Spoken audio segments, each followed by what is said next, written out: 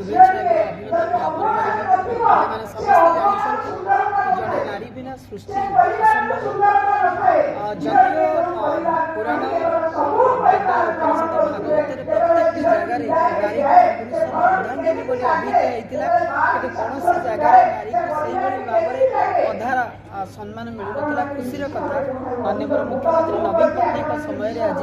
महिला सशक्त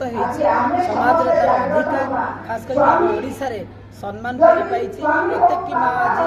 सशक्त आसतु पाखे प्रत्येक माँ को सम्मान देवा कौन माँ जब आम कौन सहयोग आशा कर तेजस्विनी संगठन सब महिला मान प्रायोरिटी देकर काम कर नारी किशोर सचेतनता शिविर घर हिंसा समाधान करवा रोजगार सचेतन कर जो सरकार योजना सेगुड़ा बाट रोजगार क्षम हो पारे आम कम कर आगुक आम बेस रोजगार क्षम हाँपाई केमी जिले से कृषि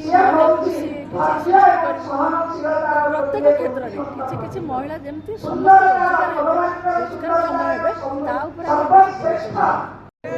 विकास तो चली से गोटे सप्तश्री धारा से चली से क्षेत्र समस्त सामिल हवा दरकार दक्षता को परिप्रकाश करने प्रतिपादन करने दरकार अनेक लोक अनेक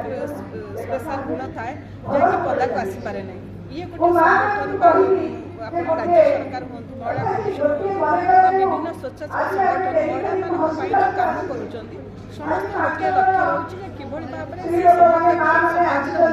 सहभागिता रो आग को बढ़तु से समस्त कम कर निश्चित भाव में सफल हो अतीत देखिए ए क्षेत्र महिला आगे आसवे सजग तो ये भाव में